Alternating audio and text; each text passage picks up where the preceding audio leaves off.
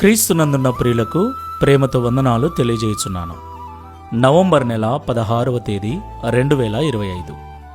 ఈరోజు దేవుడు మనకు చేస్తున్న వాగ్దానం ఏమిటనగా, కీర్తనల గ్రంథము 138వ కీర్తన 6వ చరణం. యెహోవా మహోన్నతుడైనను ఆయన దీనులను లక్ష్యపెట్టును. ఆమెన్. నా ప్రియమైన సహోదరి సహోదరులారా, నిర్లక్ష్యము అంటే అసలు మనల్ని పట్టించుకోకపోవటం. మన మాట కానీ, మన బాగోగులు కానీ, మన స్థితిగతులు కానీ అసలు మనకు ఎలాంటి విలువ లేనటువంటి స్థితి. మనల్ని ఎవరు కూడా అర్థం చేసుకున్నటువంటి పరిస్థితి. మనల్ని ఎవరు కూడా లెక్క చేయనటువంటి స్థితిని నిర్లక్ష్యము అంటారు. లక్ష్య పెట్టటము అంటే మనల్ని గౌరవించటం, మన మాటకు, మన పరిస్థితులకు విలువనివ్వటాన్ని లక్ష్య పెట్టడం అంటారు. ప్రియులారా, ఈ లోకంలో ఇంట్లో కానీ, సంఘములో కానీ, బయట కానీ, మనము పనిచేస్తున్న చోట కానీ, ఇతరులు ఎవరైనా మన మాటకు విలువ లేకుండా, మనమంటే లెక్క లేకుండా మాట్లాడుతూ ఉంటే మన హృదయం ఎంతో బాధపడుతుంది కదా. వారు అలా మాట్లాడడానికి కారణం మన స్థితిగతులే కావచ్చు, మన యొక్క అనారోగ్య పరిస్థితులే కావచ్చు, మన అజ్ఞానమే కావచ్చు, మన ఆర్థిక పరమైన ఇబ్బందులే కావచ్చు.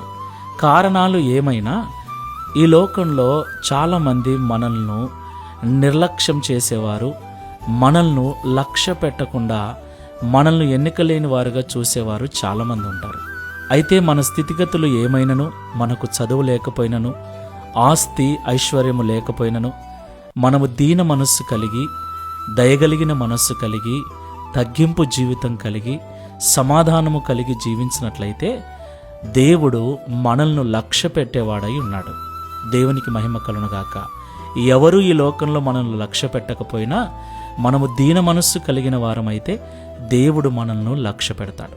ప్రియులారా, దేవుడు మహోన్నతుడు, మహాగణుడు, మహోన్నతమైన స్థలములలో నివసించువాడు, దూత గణముల చేత ఆరాధించబడుతున్నవాడు, అన్నిటికీ పైనున్నవాడు, అందరికీ పైనున్నవాడు, సమస్తమును కలగజేసినవాడు.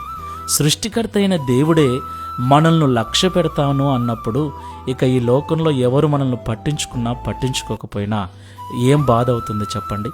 అయితే దేవుడు మనల్ని పట్టించుకోవాలి, లక్ష్య పెట్టాలి అంటే మనము తగ్గింపు జీవితం కలిగి ఉండాలి. పరిశీలన చేసుకొని ప్రార్థన చేసుకుందాం.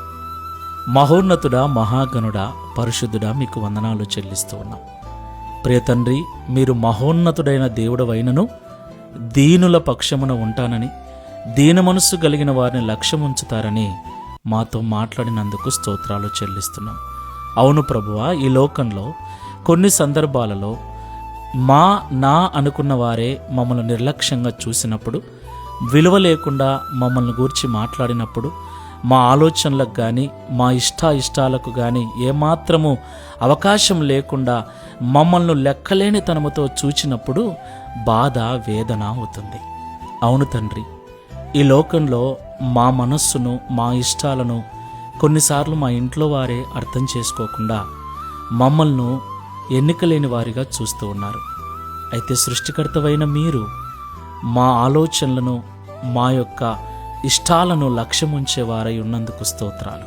ప్రియ తండ్రి, అలాగున మీరు మా యందు లక్ష్యముంచున్నట్లు, మేము దీన మనస్సు కలిగి జీవించున్నట్లు సహాయం చేయమని ఈ ప్రార్థనలో ఏకీభిస్తున్న మాకందరికీ అట్టి దీన మనస్సును అనుగ్రహించి ఈ వాగ్దానమును మా అందరి జీవితంలో నెరవేర్చుమని యేసు నామములో ప్రార్థిస్తున్నాము తండ్రి.